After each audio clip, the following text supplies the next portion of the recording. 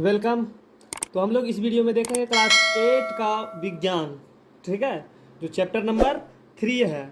हम लोग chapter number 1, chapter number 2 देख चुके हैं। अगर आप नहीं देखे हैं तो प्ले लिस्ट में जाइए, वहाँ से जाके आप ये देख सकते हैं, ठीक है। तो ये जो हम लोग विज्ञान देख रहे हैं ये JCERT के ऊपर आधारित है, ठीक है। तो चलिए हम लोग स्टार्ट करते हैं। क्वेश्चन नंबर 1 देखते हैं।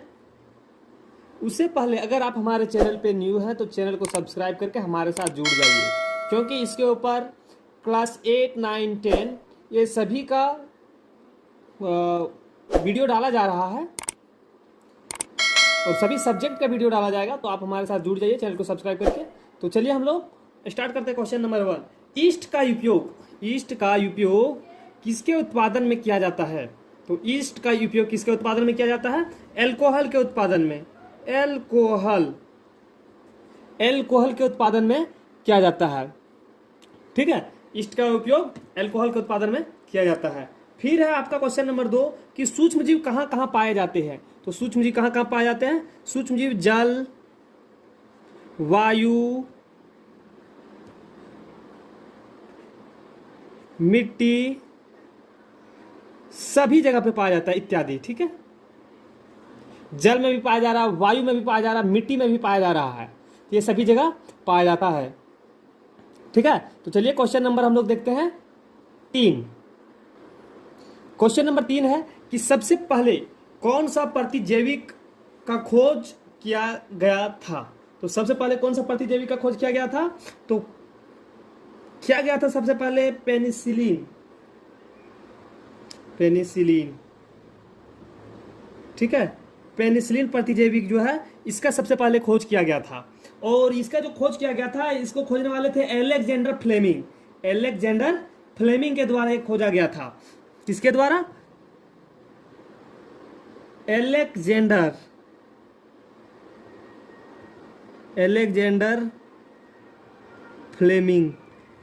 फ्लेमिंग के द्वारा कब खोजा गया था? ये खोजा गया था 1928 में। 1928 में खोजा गया है। सबसे जो पहला प्रतिजैविक है, एंटीबायोटिक है, जो है पहला एंटीबायोटिक वो है पेनिसिलिन, जो अलेक्जेंडर फ्लेमिंग के द्वारा ये खोजा गया था। कब? 1928 में। क्वेश्चन इस प्रकार से भी पूछा जा सकता है। देखिए हमने क्वेश्चन बनाया कि सबसे पहले कौन सा प्रतिजैविक का खोज किया गया था। अब यहाँ पे कह दिया जाएगा कि पेनिसिलिन प्रतिजैविक का खोज किसने किया था? तो आंसर क्या हो जाएगा? Alexander Fleming. और पेनिसिलिन प्रतिजैविक का खोज कब किया गया था? तो 1928। तो इससे 3 क्वेश्चन आपका बन गया, ठीक है। अलेक्जेंडर फ्लेमिंग ये भी आपको याद रखना है और ये भी याद रखिएगा आप। चलिए क्वेश्चन नंबर 4 हम लोग देखते हैं। क्वेश्चन नंबर 4 में है कि चीनी को अल्कोहल में बदलने की प्रक्रिया क्या कहलाती है? जो चीनी है वो अल्कोहल में बदला जाता है, उस प्रक्रिया को क्या कहते हैं? उस प्रक्रिया को क्या कहा जाता है? किण्वन प्रक्रिया, ठीक है। क्या कहा जाता है? किण्वन कहा जाता है। चलिए क्वेश्चन नंबर 5 है कि संचरणीय रोग का सबसे मुख्य कारक क्या है? तो संचरणीय रोग का सबसे मुख्य कारण है घरेलू मक्खी। क्या है? घरेलू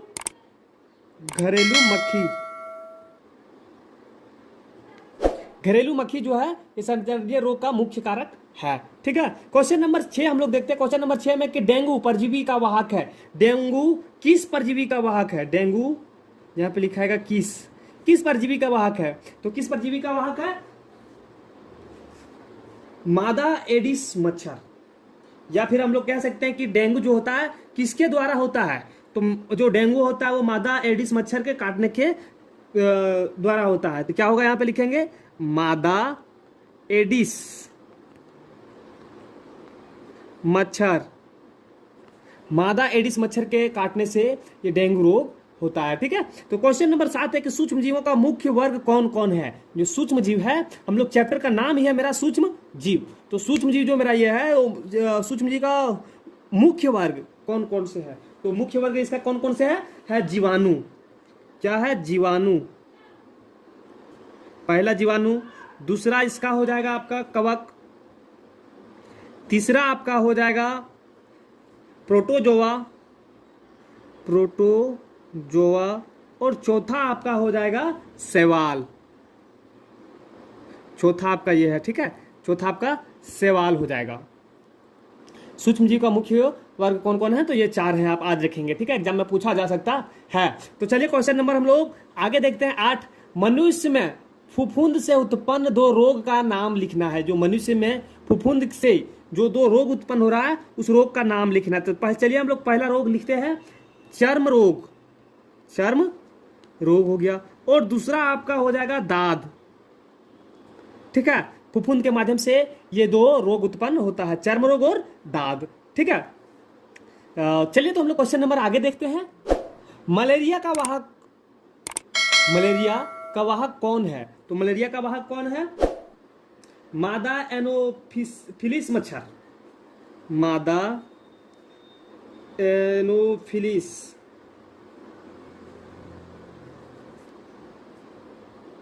मच्छर, ये मलेरिया का वाहक है। ठीक है, ये मेरा आंसर हो गया कि मलेरिया का वाहक कौन है? तो मादा एनोफिलिस मच्छर के काटने के कारण हम लोग को मलेरिया होता है।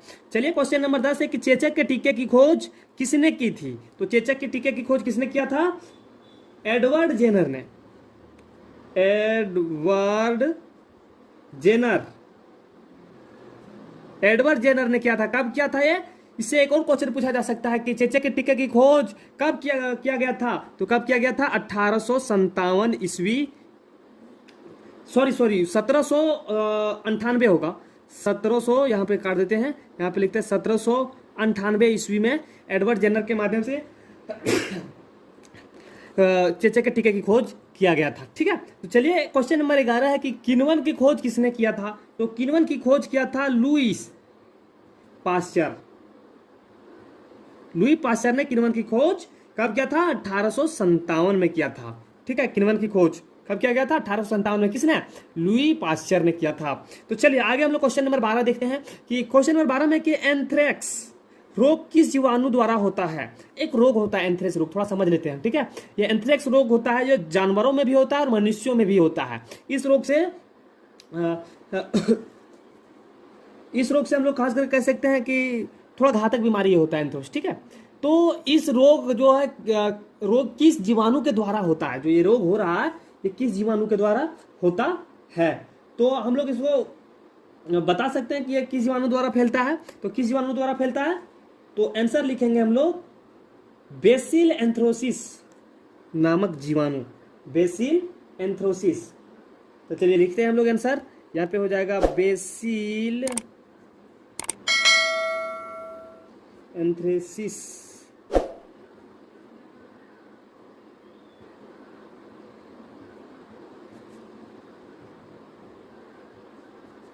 तो किसके कारण हो रहा है? बेसिल एंथ्रेसिस नामक जीवाणु के कारण एंथ्रेक्स जो रोग है ये बहुत घातक रोग होता है। ठीक है, जानवरों में भी होता है और मनुष्यों में भी ये होता है। ठीक है, तो इसका ये बेसिल एंथ्रेसिस नामक जीवाणु से ये रोग होता है। अब यहाँ पे है कि इसमें इस जो बेसिल एंथ्रेसिस नामक रोग जो है जीवाणु है, ये जीवाणु का जो खोज किया था वो किसने किया था? यहाँ पे क्वेश्चन बन सकता है आपका कि बेसिल एंथ्रेसिस नामक जीवाणु का खोज किसने किया था? तो जीवाणु का खोज किया रॉबर्ट कोच ने किया था। किसने? Robert Koch. ठीक है, रॉबर्ट कोच है। ठीक है, रॉबर्ट कोच। कब किया था? तो 1876 ईस्वी को किया गया था। 1876 में किया गया था। ठीक है, थोड़ा सा देखिए पेन एक जैसा है, तो आप मेरे आवाज के साथ आप समझने का प्रयास करेंगे। थोड़ा सा पेन अलग नहीं कर पाए तो आप लोग आवाज के साथ समझिएगा और इंडिकेट दिया हुआ वहां पे आप देख के आप समझेंगे। ठीक है, तो चलिए क्वेश्चन नंबर हम लोग 13 देखते हैं। क्वेश्चन नंबर 13 में है कि देखिए मानव रोग कारक सूक्ष्मजीव और संचरण का तरीका। देखिए यहाँ पे कुछ रोग का नाम हमने इस साइड लिख रखा है। इसमें जो मानव के रोग, मनुष्य का रोग यहाँ पे है, ये उसका नाम है, रोग का नाम। ठीक है, अब यहाँ पे रोग कारक सूक्ष्मजीव। अब सूक्ष्मजीव कौन से ये रोग बढ़ रहा है, वो कौन सा सूक्ष्म जीव के द्वारा हो रहा है, उसका यहाँ पे हम लोग लिख के रखे हैं। और यहाँ पे संचरण, वो फैलता कैसे है, उसका यहाँ पे तरीका यहाँ पे हम लोग लिख रखे हैं। ठीक है, इससे क्वेश्चन बन सकता है, बहुत क्वेश्चन बनेगा इसमें से। अगर हम लोग 8 लिखे हैं तो 8 क्वेश्चन, मानिए कि ये 8 क्वेश्चन है। ठीक है, तो चलिए हम लोग स्टार्ट करते हैं कि मानव रोग जो है क्षय रोग मानव नहीं होता। ये किसके द्वारा होता है? जीवाणु के द्वारा। ये क्षय रोग किसके द्वारा होता है? क्षय रोग। और ये जीवाणु जो मतलब कि मान लीजिए कि एक आदमी के शरीर में जीवाणु हो गया, मतलब कि ये क्षय रोग हो गया। ठीक है, लेकिन बगल में एक और आदमी यहाँ पे खड़ा है और एक आदमी और यहाँ पे खड़ा है, तो इसको भी कुछ दिन के बाद क्षय रोग हो जाता है, इसको भी कुछ हो जाता है। तो कैसे हो रहा है? क्योंकि वायु के माध्यम से फैलाव हो रहा है। किसके माध्यम से? वायु के माध्यम से। देखिए वायु के माध्यम से फैल रहा है, तो इससे में आ गया, इससे इसमें बढ़ जाएगा, इस तरह से ट्रांसफर होते चल जाएगा ये क्षय रोग। ठीक है, तो क्षय रोग जीवाणु के द्वारा होता है और ये संचरण के तरीका क्या है? वायु में। खसरा, ठीक है, तो खसरा जो रोग है वो क्या होता है? खसरा रोग जो है वो वायरस के माध्यम से फैलता है। वायरस है ये रोग, सूक्ष्मजीव क्या है? ये वायरस है, और ये फैलता है वायु से भी। ये किससे फैल रहा है? वायु में। वायु में आता है, उसके बाद ये फैल रहा है। चिकन पॉक्स, जिसको हम लोग अपने भाषा में गो माता कहते हैं, या फिर अपना खोरठा भाषा में हम लोग कहते हैं मैयो, है ना। तो जो चिकन पॉक्स ये है, ये क्या है? ये जो है वायरस है।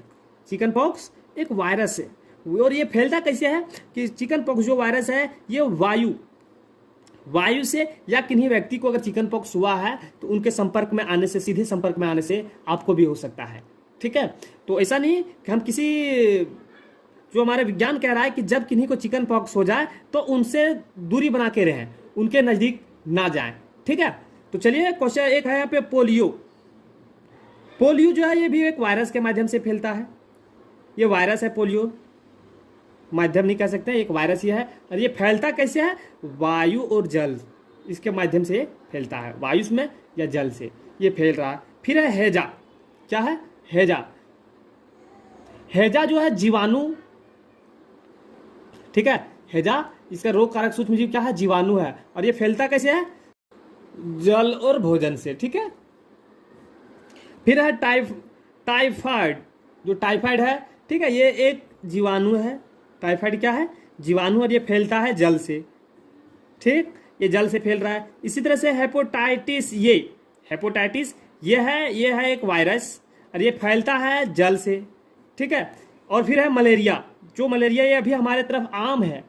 ठीक है, भारत में एक तरह से, झारखंड में एक तरह से कह सकते हैं, इसका जो मलेरिया से मरने की जो जनसंख्या बहुत अधिक अभी चल रहा है। तो मलेरिया जो है, मलेरिया एक प्रोटोजोआ है, और ये फैलता है किससे? मच्छर के काटने से। मच्छर काटता है तो ये फैलता है। ठीक है, तो ये मेरा जो 13 नंबर क्वेश्चन था वो इंपॉर्टेंट है, आप समझिए कि इसको आप दिमाग में लोड कर लेंगे। ठीक है, चलिए तो फिर हम लोग क्वेश्चन नंबर 14 देखते हैं कि दूध को दही में परिवर्तित करने वाला सूक्ष्मजीव कौन है? जो दूध है उसको दही में परिवर्तित करता है, वो सूक्ष्मजीव कौन सा है? आप देखे होंगे कि दही और दूध, तो दूध से हम लोग दही बनाते हैं, तो कैसे बन जाता है? तो क्या होता है, कुछ एक यहाँ पे करने वाला सूक्ष्मजीव, एक सूक्ष्मजीव के माध्यम से। सूक्ष्मजीव का नाम क्या है? लैक्टोबैसिलस।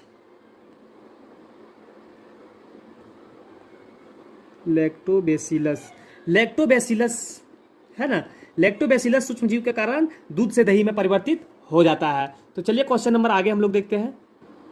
चलिए क्वेश्चन नंबर 15 में है कि ब्रेड या इडली जो है किस कारण से फूल जाता है? देखते हैं कि ब्रेड जो होता है या फिर इडली होता है वो फूल जाता है, किस कारण से फूलता है? तो ईस्ट कोशिकाओं की वृद्धि के कारण। क्या? ईस्ट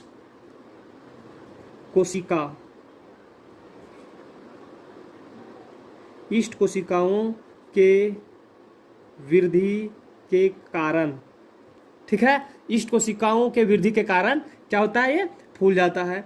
पीड़ित व्यक्ति से स्वस्थ व्यक्ति में एड्स कैसे फैलता है? एक आदमी को मान लीजिए कि एड्स की बीमारी है, और एक आदमी को उनको एड्स की बीमारी नहीं है, लेकिन उनके अंदर में भी एड्स हो जाता है। कैसे हो सकता है? तो हो सकता है कैसे कि जब उनका ब्लड, एड्स व्यक्ति वाले जो है उनका ब्लड स्वस्थ व्यक्ति को चढ़ाया जाएगा तो ये होगा। तो क्या होगा? खून चढ़ाने पर जब खून चढ़ाते हैं तो उसको क्या होता है कि वो एड्स के शिकार, या फिर मतलब कि एड्स व्यक्ति का खून स्वस्थ व्यक्ति में चढ़ाएंगे तो उनको एड्स हो जाएगा। देखिए, पैकेटों थैलियों में आने वाले दूध को खराब होने से बचाने के लिए क्या किया जाता है? देखते हैं कि अब हमारे पैकेट में आता है दूध, थैली में दूध आता है, तो इसमें जो आता है ये खराब ना हो। ठीक है, ये खराब ना हो, इससे बचने के लिए या बचाने के लिए क्या करते हैं? इससे बचाने के लिए क्या करता है? पाश्चुरीकरण किया जाता है। पाश्चुरीकरण ये किया जाता है। ठीक है, आप इसको मतलब कि समझेंगे हम लोग, तो इसके लिए लेक्चर वीडियो हम डालेंगे, उसमें आप अच्छे से समझ में आ जाएगा। ठीक है, लेक्चर का वीडियो अलग प्लेलिस्ट में हम लोग डालेंगे, अभी डाल नहीं रहे हैं लेकिन डाला जाएगा। हम सोच रहे हैं कि जो एग्जाम की दृष्टि से जो क्वेश्चन इंपॉर्टेंट सबसे पहले उसको कवर करवा लें, उसके बाद लेक्चर वीडियो हम लोग डालेंगे। ठीक है, तो चलिए क्वेश्चन नंबर 18 देखते हैं। क्वेश्चन नंबर 18 है कि किस पौधे के पत्तों के रस का उपयोग मलेरिया और डेंगू के उपचार में किया जाता है। एक पौधा है, ठीक है, अब किस पौधे है, एक पौधा हम लोग जानते नहीं है, उस पौधा के पत्ती जो होता है, उस पत्ती के रस का उपयोग मलेरिया और डेंगू के उपचार में किया जाता है। उस पौधे का नाम क्या है? उस पौधे का नाम है सिनकोना। सिनकोना, ठीक है, सिनकोना ये पौधे का नाम है, ठीक है। तो हम लोग का जो ये था, यहीं तक इम्पोर्टेंट क्वेश्चन हमने एनालिसिस करके किताब से पढ़ के निकाला है। आप जो ये क्वेश्चन बताया गया है जैक बोर्ड के लिए 90%, जी हाँ 90% एग्जाम के दृष्टि से महत्वपूर्ण है। अगर एग्जाम में इसी के अंदर से 90% आने वाला है, ठीक है, 90% क्वेश्चन जो है, अगर मतलब इस चैप्टर से क्वेश्चन पूछा जा रहा है, अगर आप 18 क्वेश्चन याद रखे हैं, 18 क्वेश्चन याद है, 18 क्वेश्चन में से 90%, 18 में से एक क्वेश्चन आ जाएगा आपका। 10% है, अगर हमारा किस्मत या आपका किस्मत खराब है तो 10% कहीं दूसरी जगह से उठा देगा। लेकिन अगर आप 18 क्वेश्चन याद कर लिए हैं तो इसी से एग्जाम में पूछा जाएगा। तो चलिए फिर हम लोग मिलते हैं अगले वीडियो में, तब तक आपसे मैं अलविदा लेते हैं। उससे पहले अगर आप हमारे चैनल पे न्यू हैं तो चैनल को सब्सक्राइब करके ही जाएं और दोस्तों के साथ शेयर करके उन्हें भी सब्सक्राइब करने के लिए आप बोले। चलिए तो हम आपसे अलविदा लेते हैं।